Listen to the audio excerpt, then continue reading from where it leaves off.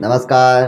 गायत्री ज्योतिष केंद्र में आप सभी लोगों का स्वागत है। आप लोगों के लिए ज्योतिष शास्त्र की हमेशा ही महत्वपूर्ण जानकारी हम प्रसारित करते रहते हैं।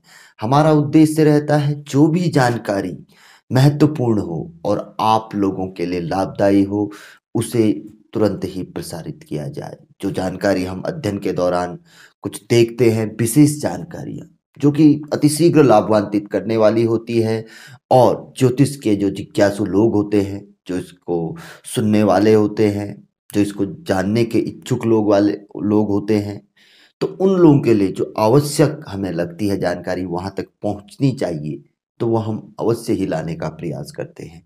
आज भी आप लोगों के लिए एक ऐसी ही जानकारी हम लेकर आए हुए हैं।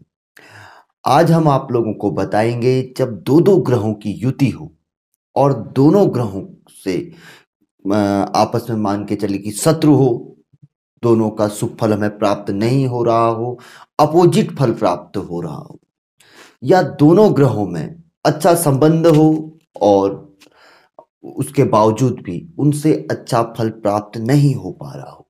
इस कंडीशन में, इस युति में दो ग्रहों की हम क्या ऐसा कुछ कर सकते हैं जो कि उनके अशुभ फल का समन कर, और यदि वह शुभ फल देने वाली स्थिति में है तो उनसे कैसे शुभ फल प्राप्त कर सकते हैं।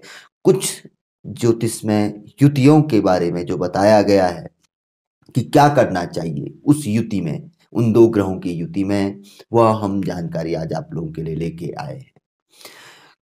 जैसे बताया गया है कि जैसे यदि जन्म कुंडली में सूर्य ग्रह और मंगल ग्रह की युति हो और किसी कारणवश दोनों खराब फल दे रहे हो, या ऐसी स्थिति में हो कि वह शुभ फल दे सकते हैं किंतु नहीं दे पा रहे हैं, तो ऐसी स्थिति में इन दोनों से संबंधित धातु यानी कि तांबे का किसी न किसी प्रकार का छल्ला या कड़ा अवश्य ही धारण कर लेना चाहिए।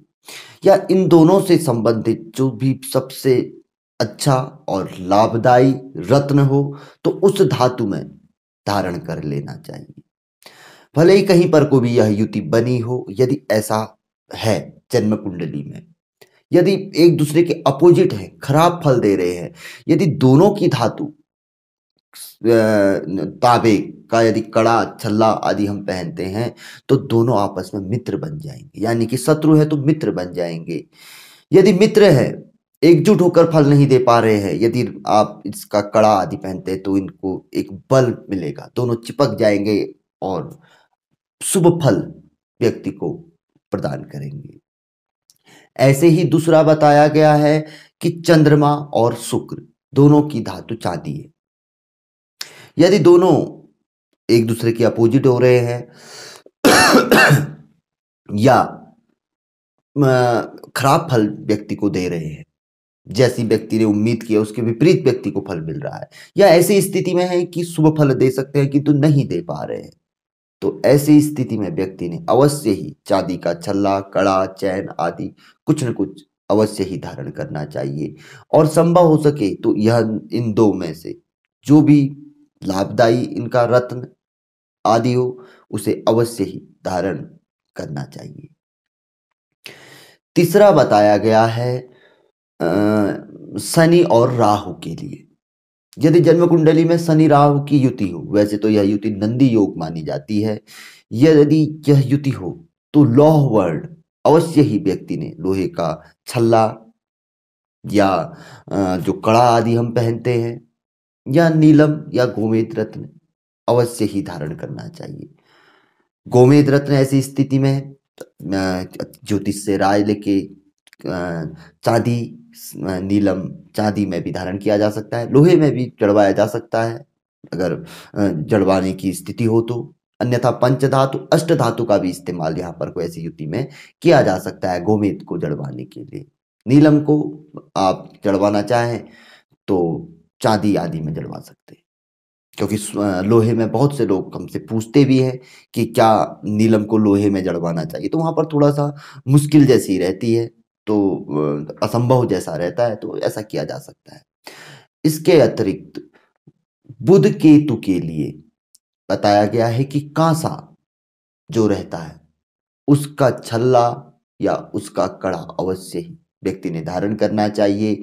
और संभव हो सके तो इनका जो रत्न है, पन्ना या लहसुनिया, उसे अवश्य ही धारण करना चाहिए। उसे भी ऐसा ही आप कर सकते हैं, कांसे में धारण कर सकते हैं, नहीं तो चांदी आदि में व्यक्ति धारण किया कर सकता है।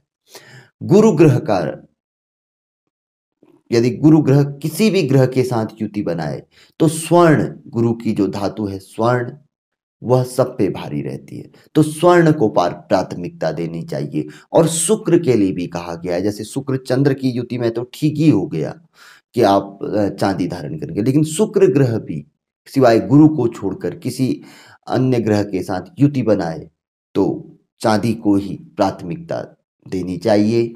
इसके अतिरिक्त यदि गुरु शुक्र दोनों एक दूसरे के अपोजिट हैं और साथ ही बैठ जाएं, तो ऐसी स्थिति में यदि ये तो बैठेंगे तो बहुत कम स्थितियां रहती है कि जब इनसे शुभ फल प्राप्त हो, अन्यथा इनसे अशुभ फल ही इन दोनों की युति से व्यक्ति के जीवन में देखने में आता है। तो ऐसी परिस्थिति में स्वर्ण और इससे चांदी से व्यक्ति को बचना चाहिए, किसी अन्य धातु का इस्तेमाल करना चाहिए। यदि इनके रत्न आदि भी धारण करने हैं तो किसी अन्य धातु में धारण करने चाहिए।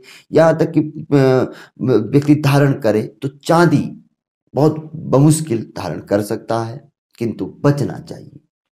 सोना भी धारण किया जा सकता है, सोना पवित्र होता है, लेकिन बताया गया है कि जितना बचे उतना बेहतर है। करने के लिए तो व्यक्ति कर सकता है धारण, लेकिन उसका शुभ फल कम ही प्राप्त व्यक्ति को होगा। तो ऐसा जानकारी में हम देखते रहते हैं, तो अध्ययन के दौरान ऐसा देखने में आया कि ऐसी युति में ऐसा करना चाहिए जो कि व्यक्ति को शुभ फल प्राप्त इससे देखने में आता है। यदि व्यक्ति को कष्टदायी फल प्राप्त हो रहा है, इनसे अशुभ फल प्राप्त हो रहा है, एक दूसरे के अपोजिट है, तो वहां पर कोई हम मित्र बन जाते हैं। और यदि समान है तो एक दूसरे से मिलकर बलपूर्वक व्यक्ति को अच्छा फल प्रदान करते हैं। तो इसी तरह से 3 ग्रहों का भी योग है, 4 ग्रहों का भी, किंतु समझाने आदि में काफी परेशानियां हमें भी आप लोगों को, क्योंकि लंबा बन जाता है और आप लोग भी लंबे एपिसोड सुनना पसंद नहीं करते, और कहीं ना कहीं दिक्कतें हमें भी आती है। तो जैसे व्यक्तियों की जन्म कुंडली में बना हुआ होता है, वो हमसे पत्रिका आदि दिखाते हैं तो हम उनको अवश्य ही बता देते हैं यदि व्यक्ति पूछते हैं। तो इन 2 ग्रहों की युति यदि किसी व्यक्ति की जन्म पत्रिका में हो तो इन चीजों को अवश्य ही ध्यान देना चाहिए। तो हमने अपनी ओर से आपको बहुत अच्छी तरीके से समझाने का प्रयास किया, और पूरी उम्मीद है कि आप लोगों को अवश्य ही जानकारी समझ में आई होगी और पसंद भी आई होगी। यदि जानकारी पसंद आए तो जरूर इसे आगे बढ़ाकर आप शेयर कर सकते हैं। नए लोगों से आग्रह रहता है कि चैनल से जुड़िए, सब्सक्राइब करें, बेल आइकन दबाएं। अति महत्वपूर्ण जानकारी, लाभदायी जानकारी ही आप लोगों तक पहुंचती है। तो जरूर जुड़ें गायत्री ज्योतिष केंद्र के साथ। तो मिलेंगे ऐसी किसी बहुत अच्छी जानकारी के एपिसोड के साथ अगले वीडियो में। तब तक के लिए नमस्कार। जय श्री राम, जय श्री कृष्णा, ओम नमः शिवाय।